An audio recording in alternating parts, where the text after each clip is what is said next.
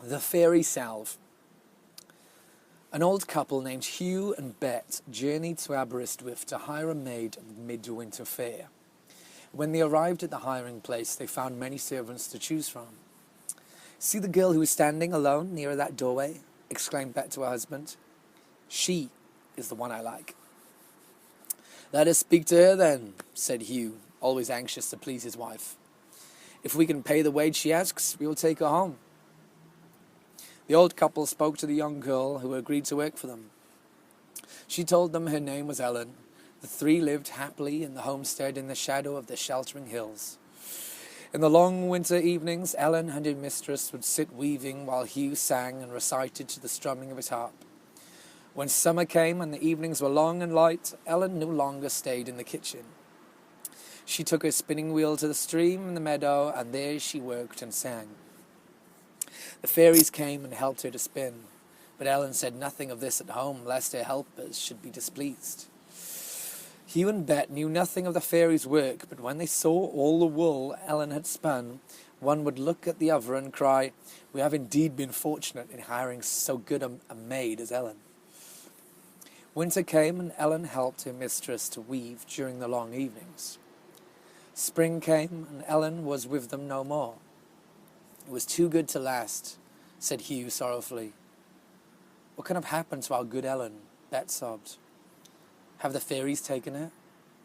The answer was yes, though Bet did not know it at the time.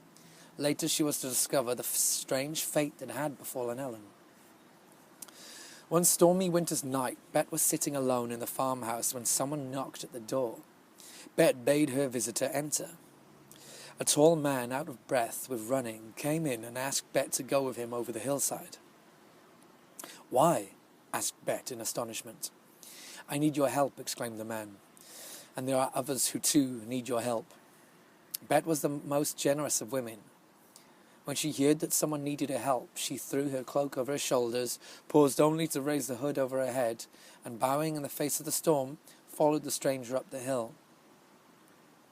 Bet had known the paths from childhood, but on this particular evening she seemed to be following a new one.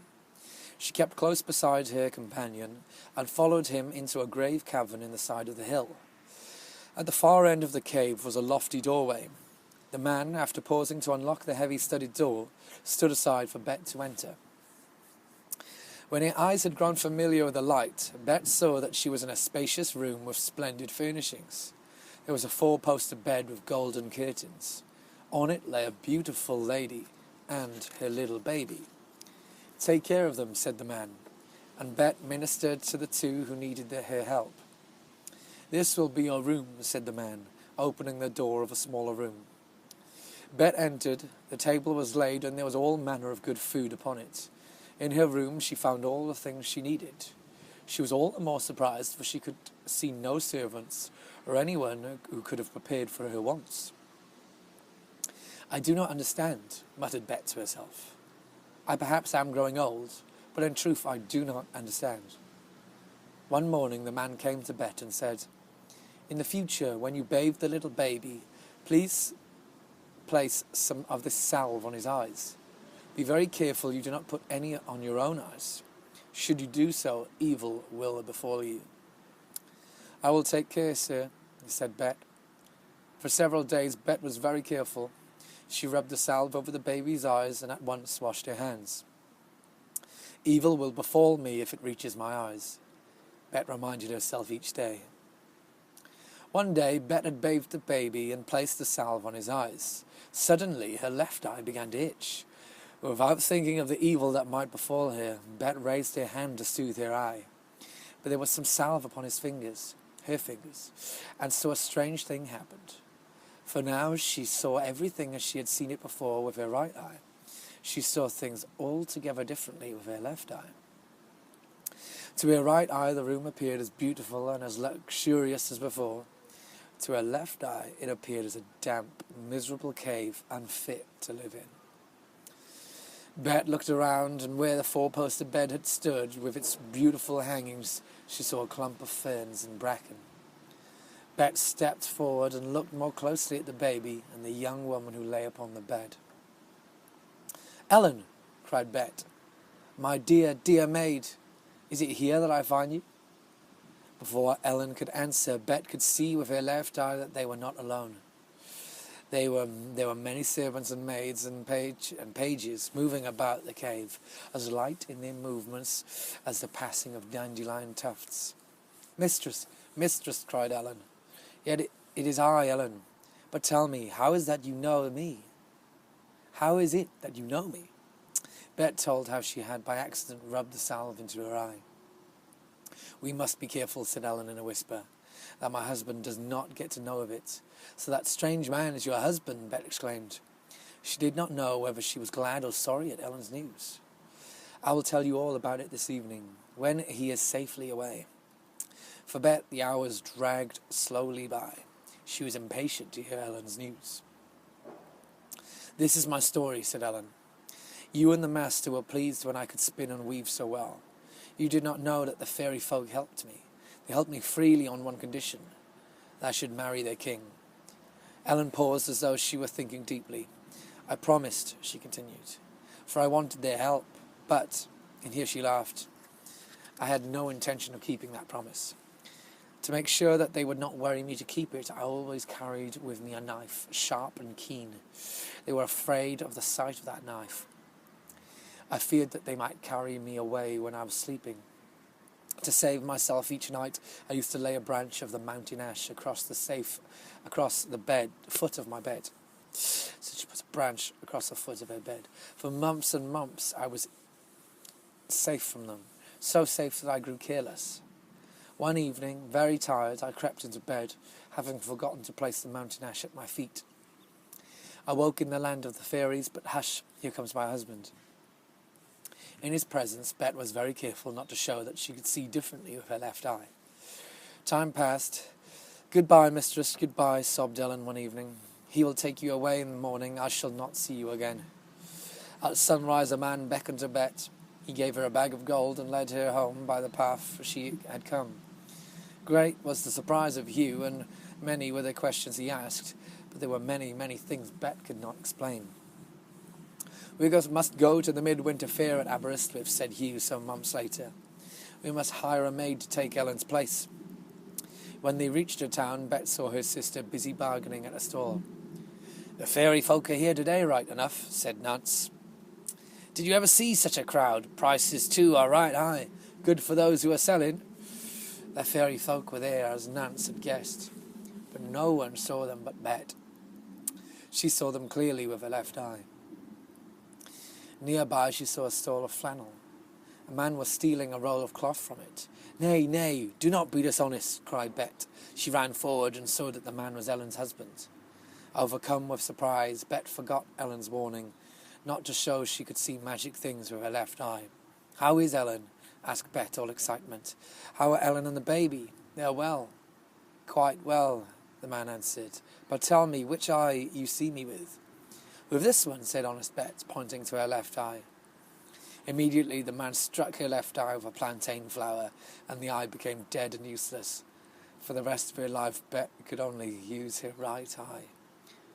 "It will serve me as well as two," she said, comforting herself.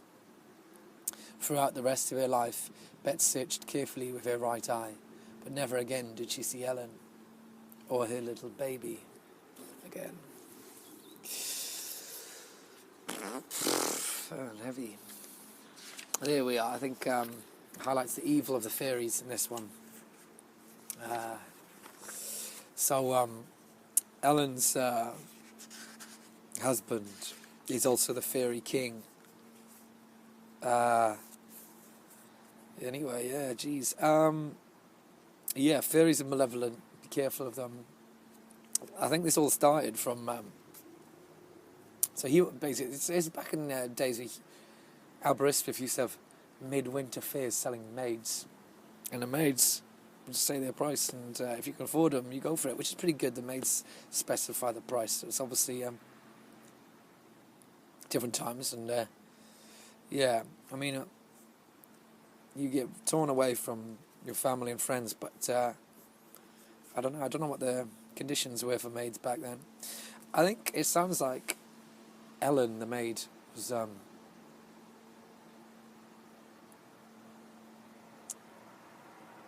could have been having a rough time with Hugh and Bet. You know, for her to make a deal with the fairies to be more productive could mean that Hugh and Bet weren't happy with her productivity and thought she was, you know, lacking behind. And if that's the case, then yeah, this is all down to Hugh and Bet's fault. You know, to drive Ellen into desperation. Or Ellen just wanted an easy ride. And thought, well, I can just get the fairies to do their magic. And I could just, take it easy. So yeah, we don't really know what Ellen's like. I'm going to say it's Hugh and Bet to blame. But anyway, so this fairy king comes knocking on Bet's door. It's as if he's come to, the fairies have come to test Bet. Hugh seems to be out of this story. It's just between Ellen and Bet here. Maybe fairies don't like the idea of slaves, maids. Anyway, yeah, he comes knocking on Bet's door and says, hey, you need to come help this lady. Bet's honest and generous. She goes out and does all these things. And the fairies cast this fairies kind of want to trap Bet as well into being a maid for them. But they do this test on Bet to see if she won't see through the magic. And they put this weird LSD on her eye or something, and then she can see through the this cloak of fairy mysticism.